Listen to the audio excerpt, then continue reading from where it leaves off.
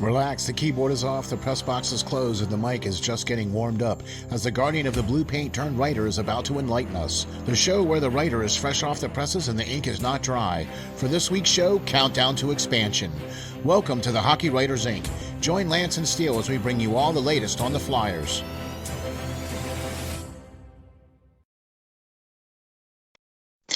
Hi guys, welcome back to another edition of the Hockey Writers Inc. As always, I'm your host, Lance Green. And I'm your co-host, SteelFlyers. And how you doing today, Lance? I'm all right, man. How about yourself? Oh, man, I'm doing awesome sauce, man. Doing awesome sauce. We're really excited because we've got a lot of great Flyer stuff to talk about today. Woo! How about that? Yeah, Yes, buddy. sir. The name of this episode is Countdown to Expansion. That's right. Flyers are going to be dealing with expansion here real soon, and their list is going to be have to be due here real soon too. And we're going to get into it big time here. Lance also wrote two great articles that we're going to talk about on the show tonight. And so, man, I really can't wait to get into it. So here we go, man. You ready? I'm ready. All right, man. Here we go. All right. Posted just the other day on FlyersNittyGritty.com.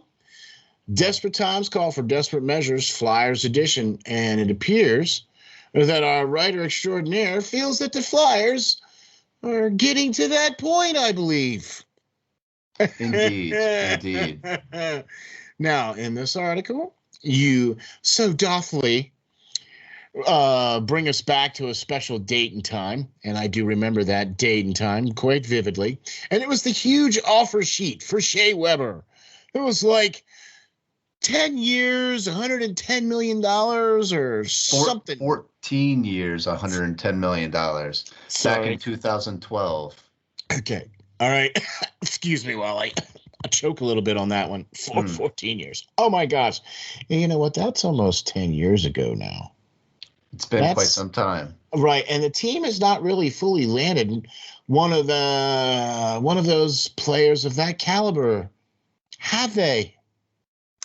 No, really. They besides re-signing, Giroux and Voracek, who I don't even think's in the same category as Shea. They just re-signed back the guys they drafted or traded for earlier on that aren't, that weren't really anything at the time they traded for them, but since got a little bit better.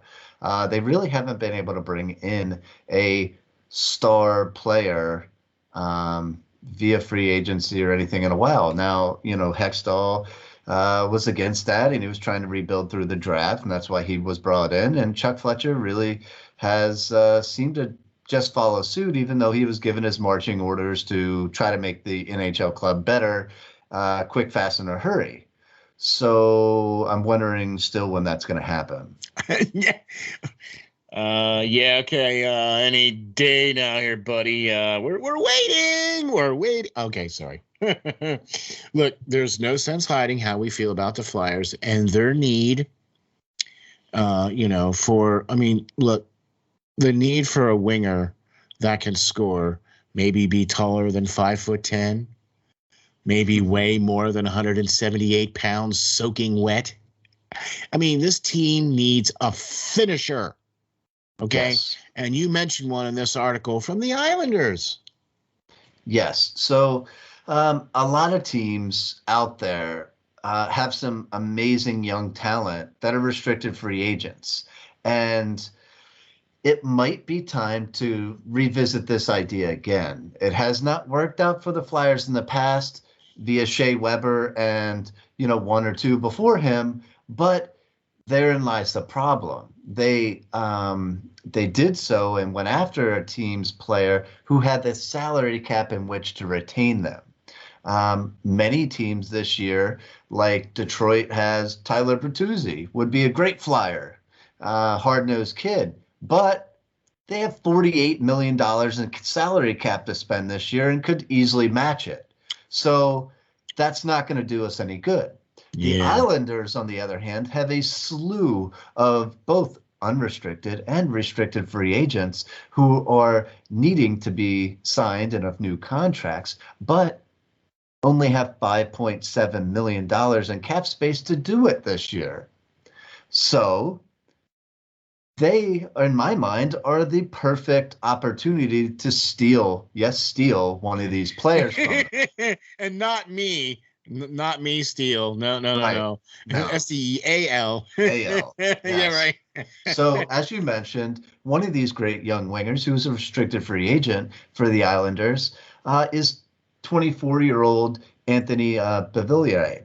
And he is a I name. could see him in black and orange. He's a name for sure. He's a 2015 former first-round pick. And in 47 games this season, he's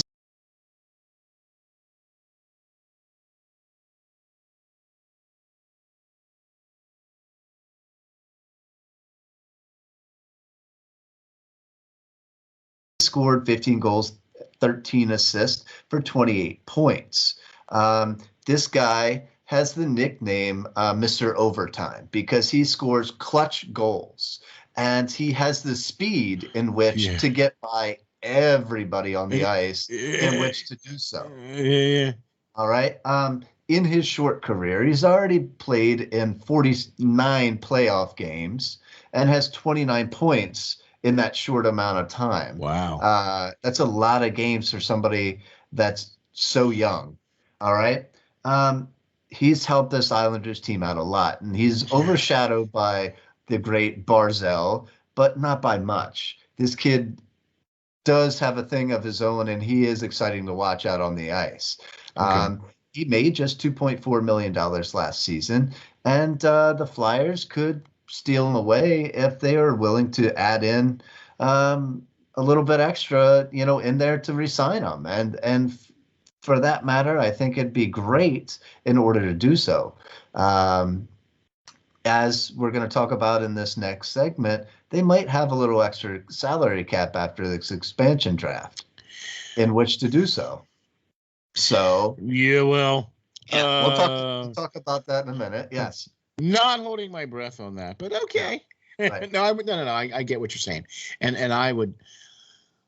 Beauvillier would be a great addition to the Flyers. He played very well in the playoffs this past year. He was one of their leading scorers in the playoffs this year, and I agree, Mr. Overtime. All right, that's exactly the type of player that the Flyers need. A guy that shoots first, a guy that's looking to score, not a guy looking to pass or whatever the case is. Look, the list of things that the Flyers need this offseason should also include a top pair D-man. And maybe this said player could be a certain Adam Pelech. Yes.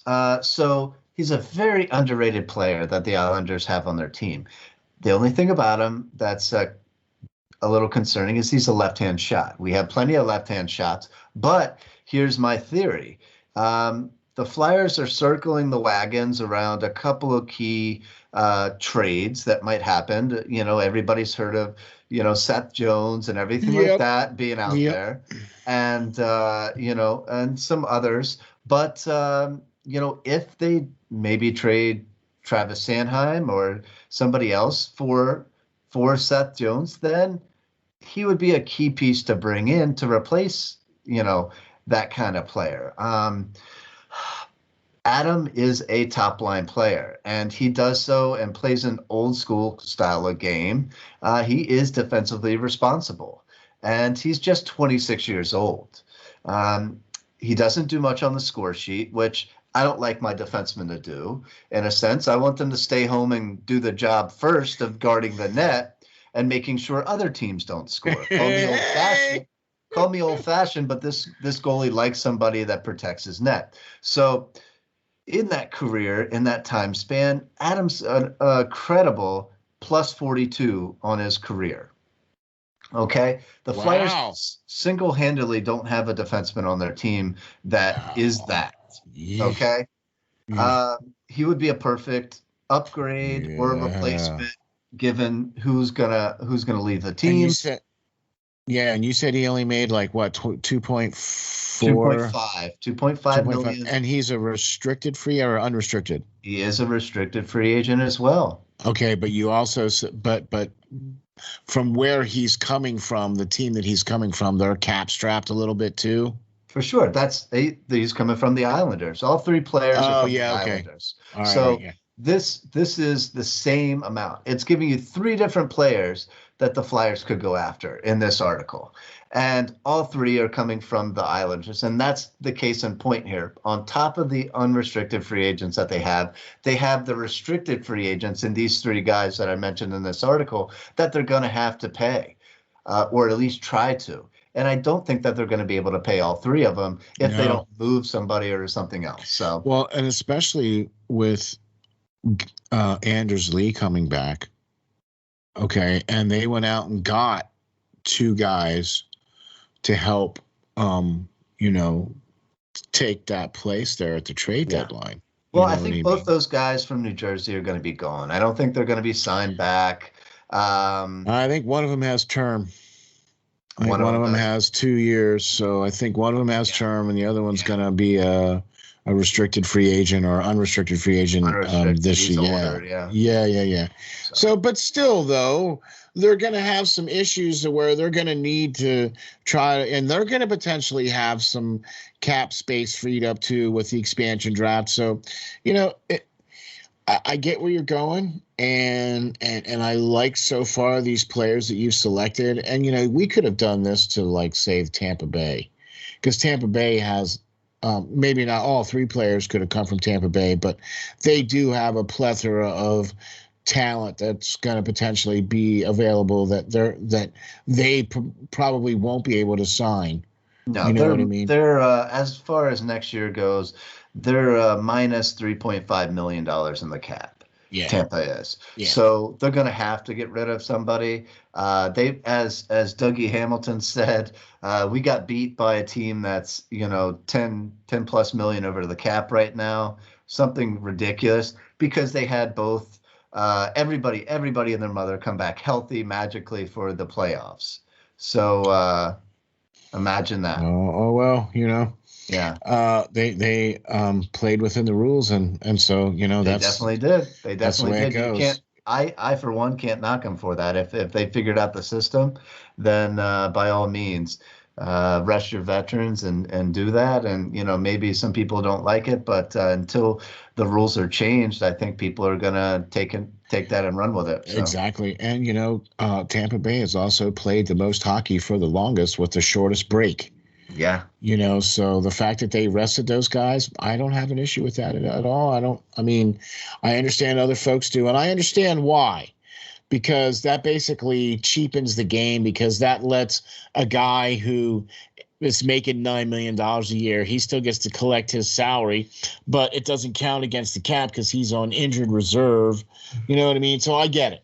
All right, I understand, and I'm not advocating for teams to continue to do that. But what I'm saying is that they played within the letter of the rules, and so that's how it goes. And they're the ones hoisting the cup this year, and so there you have it. All right. Now, the last player the last piece of the puzzle here for the Flyers is, of course, a backup goalie. I mean, look, I think that one actually should have been first as far as priorities go, because I think backup goalies are going to need to happen much sooner rather than later. But and this is the other major piece of the puzzle here that needs to happen this offseason for the Flyers in order, I believe, for them to move on. And you point out in the article, you mentioned just such a goalie for the Flyers. And you know what? Of all the goalies out there, I never would have thought of Ilya Sorokin from the Islanders. Right. So, this article, I named three different players and three different key positions that the Flyers need to upgrade. And do I think that they're going to get all of them if they were able to do this trade? No, they're going to get one of them via this means. But, if they wanted to, they could do it, and get one of these guys out of the three and address the other positions, some other way, trades or free agency, mind you, whatever, unrestricted free agents, that is. But, this is just another player that the Islanders are going to have to re-sign or try to, in that sense. He is 25 years old. And Ilya is a 2014 former third-round pick. He's played 1 year in the NHL so far. And a lot of people say, well, that isn't the veteran that we're all looking for here. But I have to say that, this guy played 8 professional seasons in the KHL prior to becoming a New York Islander. All right. He has KHL championships. He has 5 consecutive KHL All-Star Game appearances. Okay. He has playoff MVPs over there as well. This is no 19-year-old kid that's coming straight out of, junior. Yeah, gotcha. And trying to start here. This season, he caught on quicker than most goalies from overseas do when he jumped straight into the NHL and won 13 games this season in the regular season out of 21 starts, 3 of those being shutouts, mind you.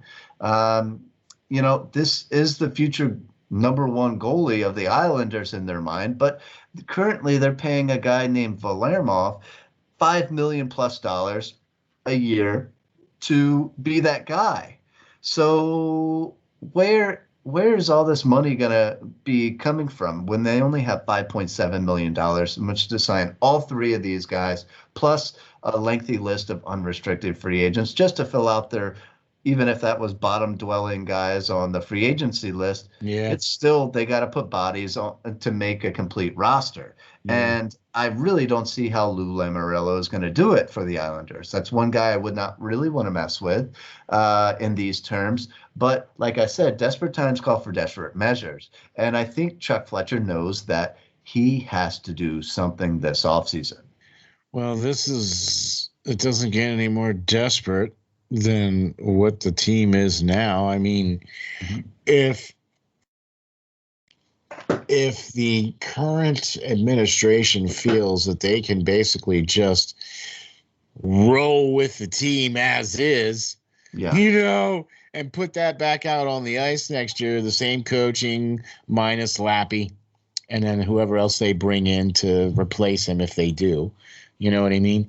And if they think that they're just going to put that same basic team out there and not really do much of anything really, and expect those expectations to still be at that, all-time, Stanley Cup winning high, that's how'd that work out for him this season? Yes. It didn't.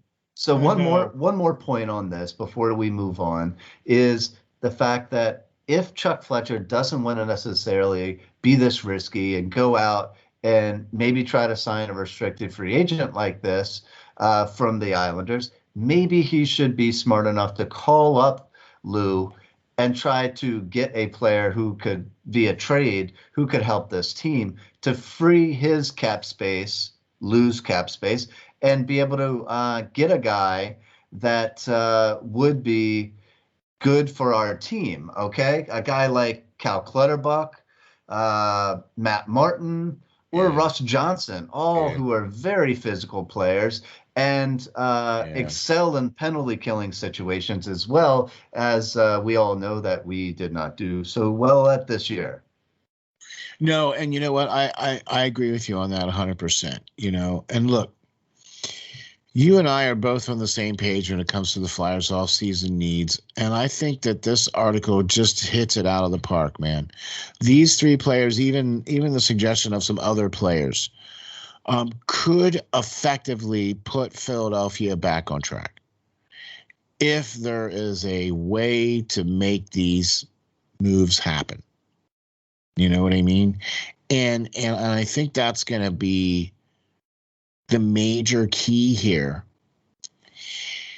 I think also, too, one of the things that we've talked about, too, on this and on many shows, the Flyers off-season needs and the moves that are not made, then,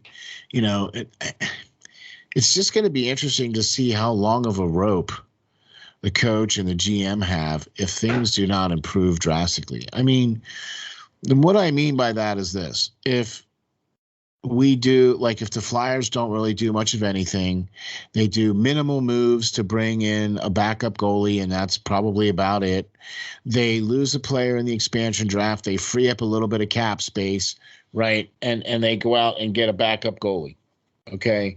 And they're going to probably re-sign and protect players that probably have no business being on the team. Okay. In my opinion, just my opinion only. Okay. And I that to me is just going to spell the end. Yeah, I think you hit it there. Where there's a will, there's a way. And I really don't want to hear from, this time next season when the Flyers are out of the playoffs or don't even make the playoffs again, with, Comcast Spectacor's chairman coming on again and saying, well, it wasn't for not trying. All right, there's a will, there's a way. You can get it done. There's teams in the playoffs like Tampa Bay who went out there, cap strapped and everything, which they were, and went out there and got a star defenseman that was linked to the Flyers who we didn't go out and get, and other pieces. So if they want to win, there is a way to do it. It's just if you have the cojones enough to be able to go out there and do it and be able to risk, pieces in order to do so. Prospects are nice, but there's no guarantee that they're going to turn into NHL superstars. And, they are a hot commodity around the league. And if you are true contenders and wanting to be, able to jump out there and do something about it, you're going to need to go out there and make moves and do whatever you need to do so. I don't think any of the moves that you have suggested in your articles, I don't think any of the moves that we've suggested in any of the shows that we've done in the last, what are we at now? 36 now? Right, 36 shows. Holy moly, can you believe it? Wow. 36 shows, brother. Wow. In the 36 shows, we've said pretty much the same thing from the beginning. The Flyers need bang, bang, bang, bang, bang, and da-da-da-da-da-da. And if none of these things happen, then guess what? Yeah. Team's not going to win. And yet, is it because the only thing I can think of right now is the only reason why anything is not being done is because it's before the expansion draft. And any moves or any trades or deals that you make now, that player is now going to either be somebody you're going to have to protect or whatever the case is. And you know what?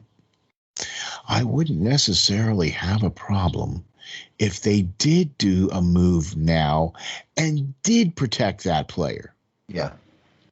Because at least to me, that shows me that Chuck is trying to win. Right? Yeah. I mean, this season's going to be very, very quick. With the expansion draft, immediately after that, you have the entry draft of all new players. Yeah. And then, free agency begins shortly after that. There's no time in that to be discussing lengthy trades. And he's been doing that for weeks. And in my mind, it should have happened already. If he wants to set forth a good precedence and maybe even draw some unrestricted free agents in, you got to show a term of good faith of saying, hey, I'm trying to do something here special and we want you to be a part of it, rather than going, hey, this is the team we had and you would help out a lot. Well, that's not going to really bring too many people in when the Flyers were as bad as they were this past season.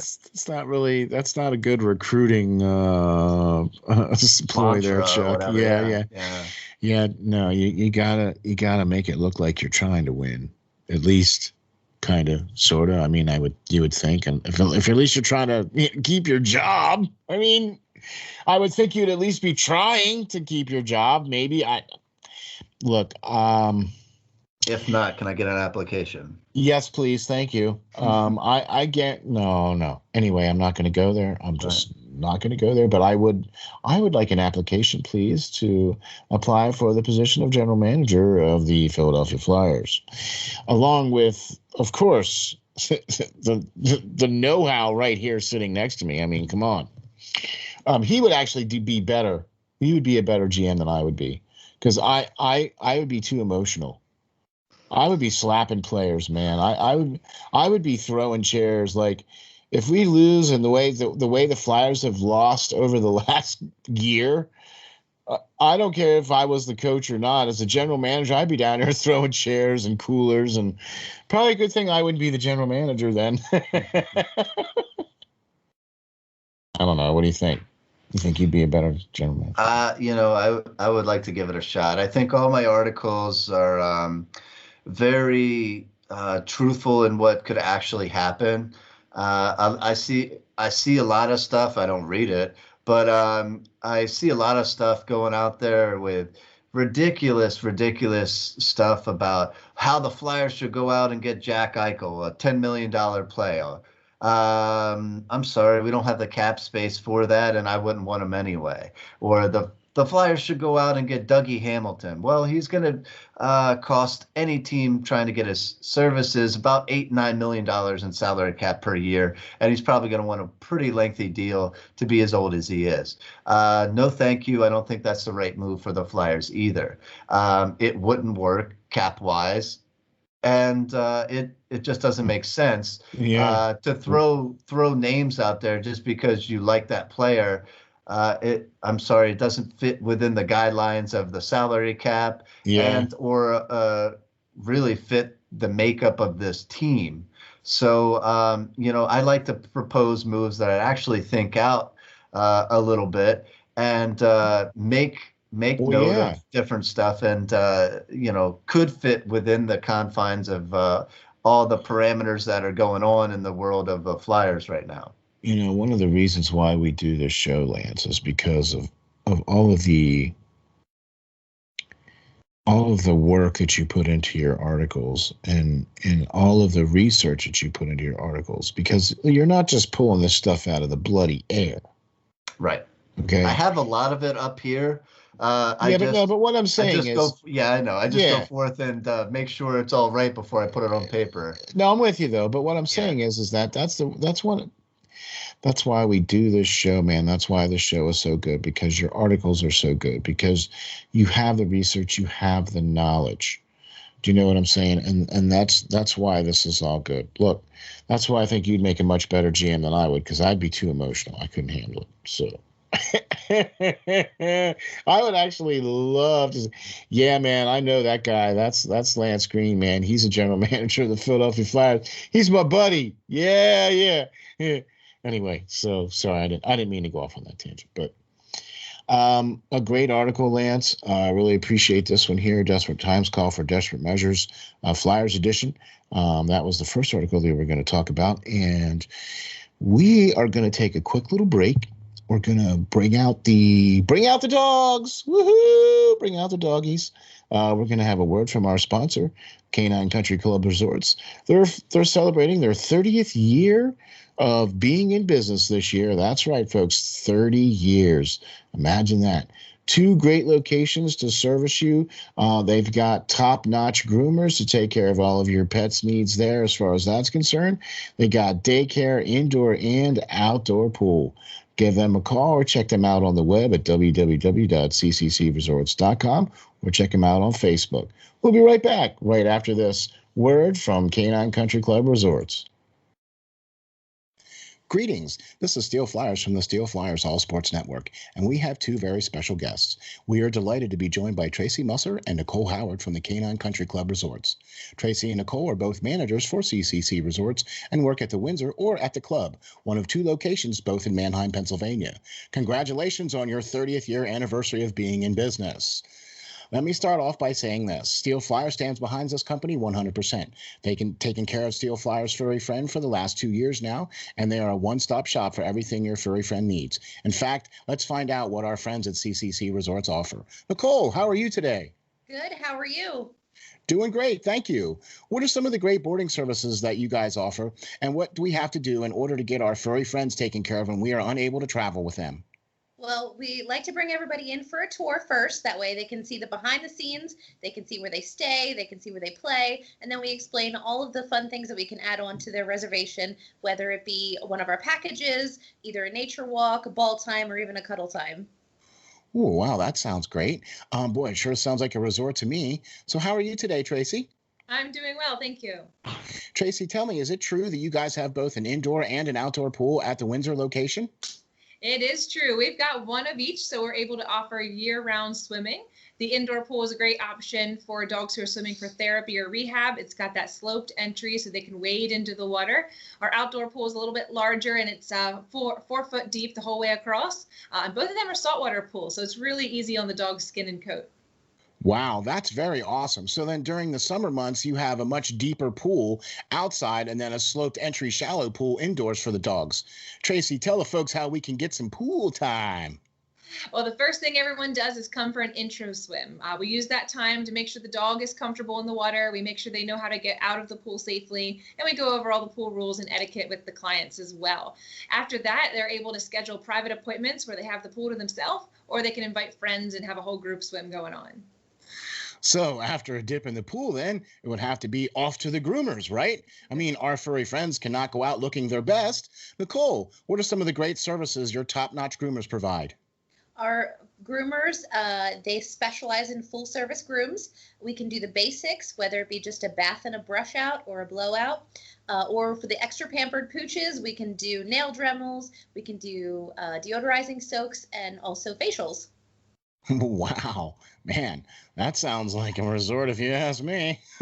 Tracy, I know one of the main programs here at CCC Resorts is the WAGS program. The SteelFlyers dog is enrolled in this program. So why don't you tell the folks what is involved in this and how they can get enrolled? Yeah, the WAGS program is our primary daycare option at the Windsor. It's designed to be a structured program for people who are looking for a set routine for their dog. They all come on the same days each week, which allows them to have set friends, and we know exactly what's going on with each group. So we do a little bit more activities, and we build more into their daily routine there. But we've got other daycare options as well for people looking for a little less commitment. We do an hourly care where you can drop them off and just pay by the hour. We also do a day stay option, which is great for the dogs that prefer human friends instead of making friends with other dogs. And then we have a traditional daycare option as well if you're looking for the occasional outing for your dog. Wow, there you have it. A full service groomer, a daycare program, and an indoor and outdoor pool. What more could you ask for? Sure seems like CCC Resorts has everything covered. Remember, DOG, depend on God. Ladies and gentlemen, welcome back to the Hockey Writers Inc. I'm your co-host, SteelFlyers, and our lovely host, Lance Green. Yeah, man. And here we go, man. We're going to be diving right into article number 2 here from our writer extraordinaire. That's right, buddy. Lance Green put an article out just this morning. Extra, read all about it. Released just today.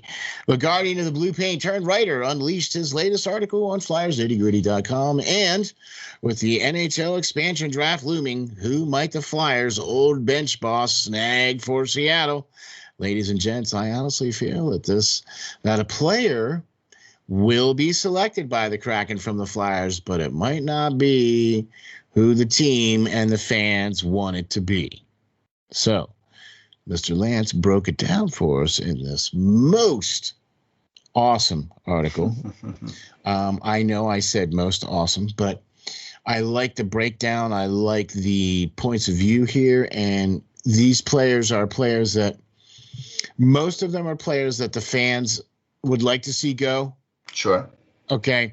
But potentially. So we're going to get into that. Okay. And I think that this is worth talking about, especially because we're getting into the countdown to expansion here, and the list needs to be out here in July 17th. Yeah, July 17th. We have to have the list in to the NHL of who they're going to protect. So I'm I'm excited to see who we're going to protect, who we're not, for sure. And then the Kraken will make their official selections of their first NHL roster on July 21st at 8 p.m. Yeah, man. That should be exciting, and we will definitely be tuned in for that. We might even have a show during that. I don't know. We might. I don't know. Stay tuned. Hang tight. But anyway, what I want to do though is I want to talk about this article that you wrote, and I want to get into this one here because you break it down so perfectly. And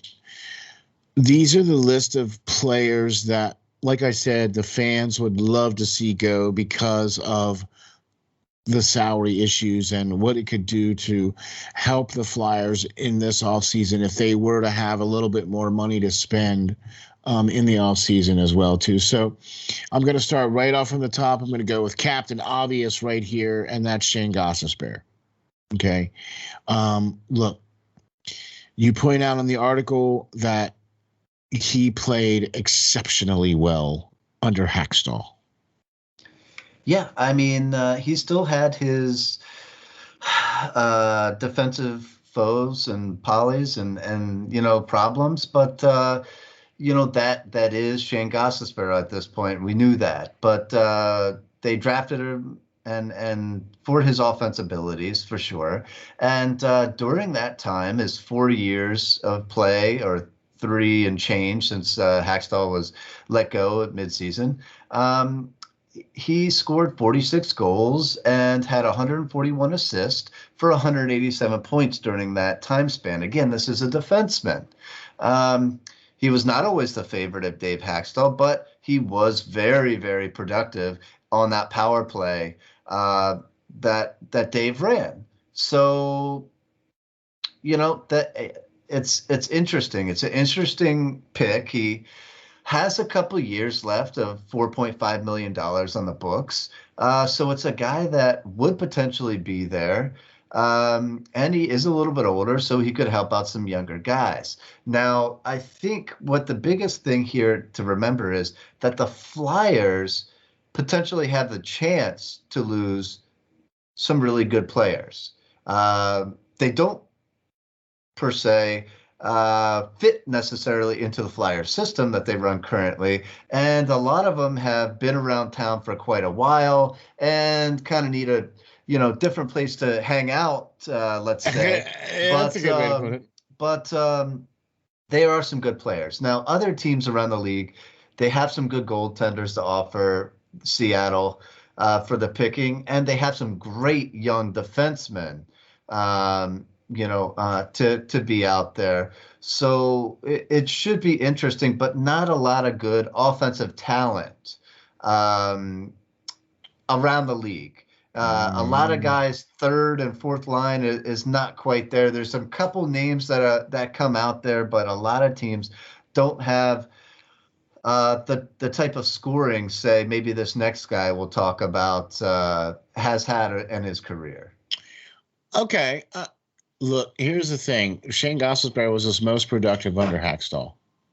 Without question. Without question. And when Hackstall left, he had two serious knee injuries that basically hindered him to be a shell of his former self. Okay.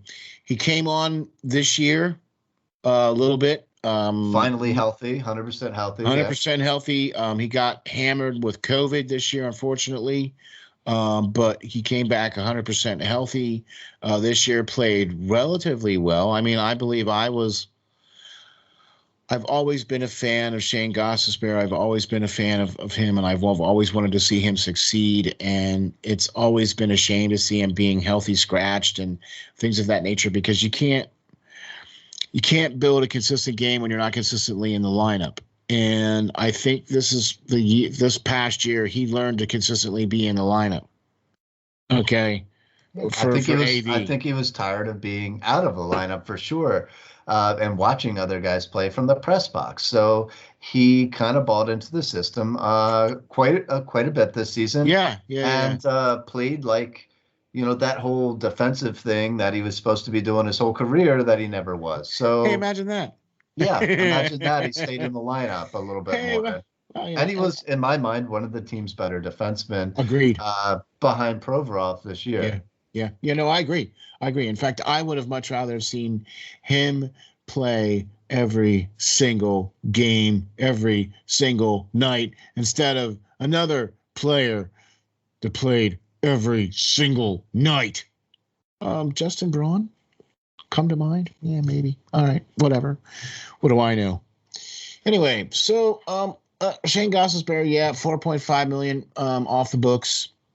That would be a nice little help for the Flyers. Everybody's looking at that and going, yeah, that would be great. We could get rid of Shane Gosselsberger, 4.5 million. Man, we could sign another, yeah, that would be great. That would add to the pile of money the Flyers could go and spend in this offseason, which we need to do. Now, the next player on the list is a player that I feel was wore out his welcome. That would be putting it mildly. He signed an elite player contract without being an elite player. I really felt that the contract that he was given was basically to keep him in Philadelphia. To be honest with you, that's the only reason why I feel that Jacob Voracek is making the kind of money that he's making, because let's face it, there are players out there that are younger than him that are way more productive of him. He's what, 0.71, 0.76 a point per game player right now, and he's making 8.25 million. What? Everybody else that's making that kind of money is well over a point per game player. So how does that equate? Yeah, you got that right. 8.25 million is a ton of money for a player, especially when his highest career year to date has only been 85 points. Guys that are getting paid in that realm have had multiple 100-point seasons and, score a lot more goals. Voracek, during his time under Hackstall, who is, he's only 31 now, but over that course, he, of course, was there through all the years of Hackstall as well. He had 71 goals, 196 assists, and 267 points. He had 3 consecutive years of 20 goals, something he hasn't done either since Hackstall left. So to put it nicely as well, his career highest year, 85 points, like I mentioned previously, was under Hackstall as well. His system was very offensive surrounding. So it's interesting to say the least on the fact that this could happen. Will it happen? Probably not, in my mind. The Kraken will definitely see his name there, and Ron Francis and all that. But I mean, I think there's others out there, even though it's Voracek and he does have a very extensive list of stats. It's not to that level to deal with that contract, even though they got to hit the salary cap floor and need some cap space to do so. I don't see him getting picked, but who knows? I mean, who knows who Dave really liked and might be in the ear of Ron Francis. Voracek did very well during his time here. Yeah. So it was his most productive time when he was under Coach Hackstall. Right. Voracek was. Okay. Yes. And, I could see him being a potential building block for them. Being a veteran who, can play in the important situations, can be that guy that's out there at, the last 2 minutes of the game or, whatever the case is. And I get it, but. Now, don't get me wrong here either, though, because we talked about this before. He is a pass-first player. Yeah. And if they somehow go out and get a sniper, a scorer, and put him on a line with a guy that can just put pucks in the net, then by all means, he might have a career turnaround at his later ages here. But, when you put him out on the ice with Giroux, who's getting paid an absorbent amount of money as well, who is also a pass-first player, that doesn't lend very nicely to, Voracek's totals when the person he's passing the puck to is just passing the puck back to him. And then they never put anybody on that line, or they never stayed with anybody consistently on that line that could play with them, that was going to be a shoot first player. They just never were able to put that out there. So I mean, they never had that even with, Hartnell or Simmons. They were both guys who like to stand in front of the net. Well, you need a guy to shoot the puck, in order for those players to score. So it just was never really the right dynamic their whole time here.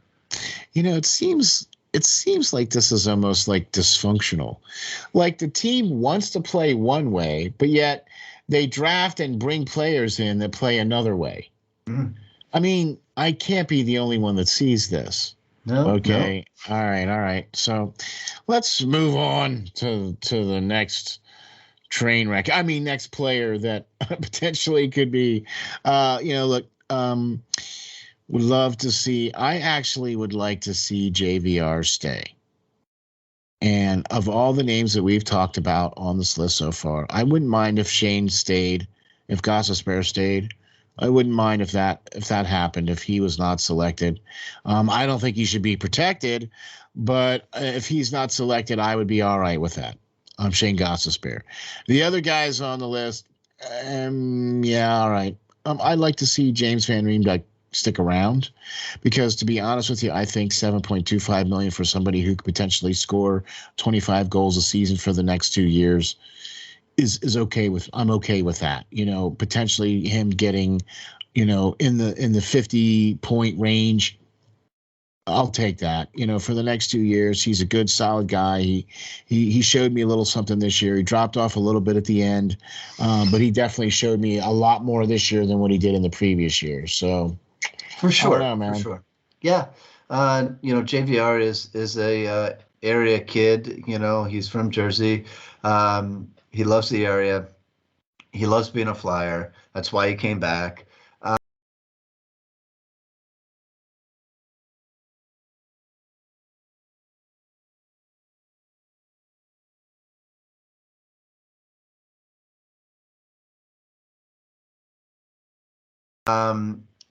He has scored 264 goals in his career and 524 points. Mm-hmm. He can produce, like you said, but he doesn't fit into the system.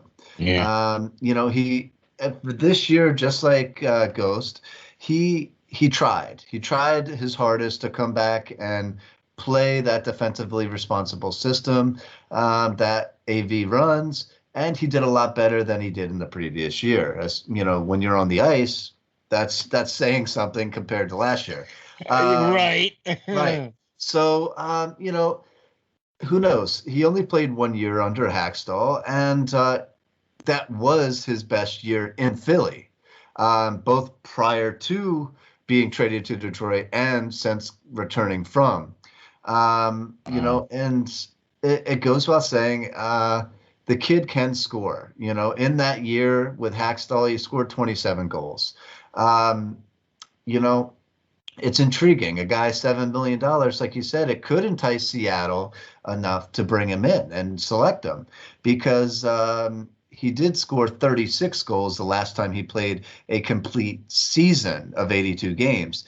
This past year, I think, what was it, 50-some games, and the one before that, I think JVR only played in 50-some games as well, and was still registering goals pretty frequently. Yeah. But let's see what he can do with 82 games. Yeah. I'm willing to see that. I'd much rather have him here than, say, Jacob Voracek. See, like I said, and he also scored a lot of power play goals too. Sure. For the Flyers. So you know what I mean. He's one of those guys that's a shoot first guy on the power play. Yeah. Yeah, he is one of my favorite guys to talk to in the locker room when I was allowed before COVID to go in the locker room. He loves being here, and he's just a class act, a really nice guy, and I would like to see him stay, but he doesn't fit into the system, and if like you said earlier, and like we said on previous shows, the Flyers have to get guys, if they're going to stick with this AV system, they have to stop drafting guys that don't fit into it and bringing in guys that don't really run that style or play that style of game. If you want to play a defensively responsible style game, you need defensively responsible players. Duh. It ain't rocket science there, folks. It's not, but apparently it seems to be. So I don't know, but I do like JVR, and out of all of them, I would mention so far, I would like to see him stay. Yeah, so, like I said. I think if given the right pieces to play with him, he can be productive. Like I said, I thought he was productive this year because you could definitely tell he bought into the system. Yeah, he definitely did. And if somehow they could strap maybe some rockets on the back of his skates or something like that, so he doesn't skate like he has cement for skates, that would be great too. That would be great. Yeah, he's definitely slowed down. Yeah. In the last 2 seasons, definitely slowed down as well as far as that's concerned. But look, I still think he has some value. I still think he has something still left in the tank. He's not that terribly old. No. And if Seattle were to take him, that would free up $7.25 million off the books. That would go miles in allowing the Flyers to do some major off-season moves that we would really like to see them make. Yeah. But it's not that we want to see them make it, but I think we feel that if they want to try to prove like they want to win, they need to make these moves, don't they? Yes, but here's the thing, though. They need to make them over the course of a couple different contracts, a couple different players. They don't need to just go out there and pay whoever's on the top of the free agent list the most money they can and bring in one guy. And that's it. They need to bring in multiple people that can fill a third and fourth line role as well. You don't need a $7 million player to come right back in and replace him. You can replace him with, 2 guys making 3.5 that are going to shore up your third and fourth line, a lot better and score maybe 10 to 15 goals each. Yeah, exactly. And I would much rather have that, to be honest with you, because that gives me some depth. You know what I mean? That gives me, Or give me a better quality defenseman, or give me a better quality backup goaltender. You just don't need to go out and replace one big, expensive winger for another big expensive winger. Because honestly, I mean, we're not going to get Gabriel Landeskog. He's going to go back to Colorado. We're not going to get Alexander Ovechkin, who's a free agent as well. He's going to go back to Washington. We're not going to get Eichel. Right, and after that, the free agents list is falls off drastically as far as offense goes. It's pieces. It's people that can come in and play a part or a role. It's not a 36 goal scorer that James Reebsdyke was. Matt Hoffman did not have that great a year either, who's a free agent as well. So we don't need to go out and just spend money because we now have money. Yeah. And all right, well, we both feel that Reebsdyke has got something left in the tank. We both agree that he would be, of all the players that we're talking about here on this list, he would be the one that we would like to see stay. If he doesn't stay, I'm not going to be, losing sleep over it, but yeah. Okay. Now, this next player that you mentioned, and this is why I love this article, because this is more along the lines of what I think is going to happen.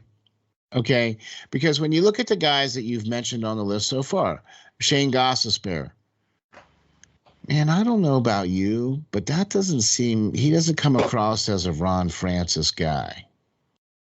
I don't know. Ron Francis was a high-scoring guy that was a career minus player, so maybe. Is Jacob Voracek that Ron Francis type of player? Is JVR that Ron Francis type of player? That's why it's like more than likely, even though all these players, especially the Flyers and Toronto, all have players now that are connected to Hackstall. So, the Toronto's probably quaking in their boots too, going, oh my gosh, he knows all the great players that we have that he could snag or whatever. And he has that same type of insight here for the Flyers too. But this is the player that I think is going to go, okay, because he's low enough on the poll that it's not going to really help the Flyers financially. You know what I mean? And will hurt the Flyers on the ice. Okay, and we're talking about Nicholas Obel. For sure. Or NAK, as everybody calls him. Or Knack. Yeah, Knack. Whatever you want to call him. This guy, he was this season, in my mind, kind of drew attention by the refs, if you want to call it, towards the end of the year. He's kind of had the treatment from them to be always having their watchful eye on him. So, but the reason I put this guy down there, because we all know from Hackstall's time here in Philadelphia that he loves his bottom six forwards, to his demise a little too much while he was here in Philadelphia. If you all remember a name, Chris Vandevelde or Jordan Wheel or Matt Reed. Oh, stop. Or, Stop. PEB. All these guys. I thought I would never have to hear the name Vandevelde again. Or what was it? AHL. Was it Nedved? Was it Nedved too? Was another one? Yeah. There's a list of them for sure. Now, to his credit, he was the head coach here during a full-on rebuild. Okay. Hackstall didn't do him any favors. He didn't bring in any star players for him to slot into the roster, but he also took away from ice time, and gave more time to those players previously mentioned than letting a guy like Scott Laughton, who was on the team, still trying to develop into the player that he is today. And he gave him less ice, a first-round draft pick, less ice time than Chris Vandevelde. So to his own demise, that's why he pretty much got the boot from Philadelphia. Now, Knack is a kind of guy that I think Dave Hackstall might like, obsessively almost, because he makes a good contract. Yeah. He is signed to a good deal of just over $1 million a year. Exactly. And he brings that sort of toughness and little gritty type player, which the Flyers need more of, honestly. And he's looked at as that player on this team, and he's not even that overly physical. It's just probably the most physical guy we have on the team, besides maybe Scott Laughton on the forecheck. So yeah. That's why I think that NAK might, like you say, be the surprise wild card pick here out of all of them, and pass by all these great players with a lot of goals and stats under their belt, but for this type player, because he's a role type guy, he's a penalty killer, he's a guy that can move up and down the lineup, he's very versatile. So sadly, this is the guy that the Kraken might pick over everybody. Now, we don't know what the list, Chuck's list will look like until, a couple days from now, but who knows? Who knows who they might select here? But my pick, it sadly might be Knack here. Yeah, that's what I think is going to end up happening. Okay, I just have that feeling because he's that particular type of player. Just like you said, he's that role type of player. He would be that perfect player to grab for the Seattle. He doesn't come very expensive. They are not going to need to do anything major. Just be like, yeah, we'll take Knack, thank you. Next, Pittsburgh Penguins. You know what I mean? That's basically how it's going to fly. You know what I mean? At least that's how I envision it going to fly like that anyway. Hey, I hope I'm wrong. I'm hoping they Yeah. select somebody with a lot of Oh man. cap and take them, and I'll buy them a first class ticket out of here. Personally, just so we can bring somebody else in. Yeah. But I don't know. We'll have to see. Let me say this. When the Flyers release their list, man, I'll tell you what. I have a feeling there's going to be a name on that list that we weren't expecting. It better not be Nolan Patrick. That's all I got to say. Like I said, there's going to be a name on that list that we weren't expecting. Okay. Be prepared for that. Be prepared for that. Because I'm here to tell you, I'm not getting the warm and fuzzies here. And I know we call it, I'm getting the cold scratchies, from this current administration as far as how I feel with what they're doing moving forward. So we've given Chuck a lot of ideas here, man. What do you think? I think I've done it to excess here. Like I said, where there's a will, there's a way, and something needs to happen, pretty substantial, to change this, cloud that's over top Philadelphia right now, as far as the Flyers go, and they need to do something and do something very quickly. And there is plenty of different free agents out there that they could bring in. There's definitely quite a few trades. There's countless things that they can do, but they have to want it bad enough and be willing to risk, making the wrong move in order to make a move, period. I mean, it's going to come to that. It really is going to come to that. You're going to have to say we have to take a chance on some things somewhere, somehow, some way, because if you just stand pat and hold station and try to put this same team out there on that ice, that's probably going to get you fired. At least as far as I would be concerned, to be honest with you. Look, we selected quite a few different names here that we all feel would be great players for the Kraken, because we would like to see those names go and that money come off the books. If that's going to be the case and Flyers are going to be able to get that particular player and get that kind of money off the books and be able to go out and make all those moves that we suggest, I will start to have some more faith. But if I don't see that plan come to fruition, then my faith is going to continue to drop even more. And then I'm going to really be sweating it out here at the beginning of the season after the first, say, 15 games or so. Mm. And the team is, 3-8-1 or 3-8-6 or whatever. Yeah. How you doing now, buddy? Yeah. I used to take the day off of work for the first day of free agency. To sit home and watch who the Flyers were going after and getting. And that's how, how You've much wasted a lot of days off, man. But that was before. But the past couple of years, I definitely have not done that. But I would like to be able to return to that, procedure and, enjoy the first day, because, to me or to any hockey fan, it should be, this is the perfect time of year because everybody's back to square one.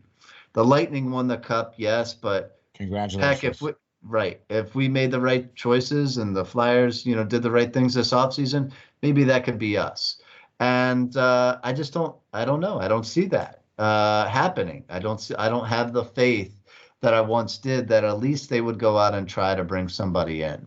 Yeah. That's going to make a difference. Yeah. That's going to make their team better in the position they need it the most, like they've done before. Yeah.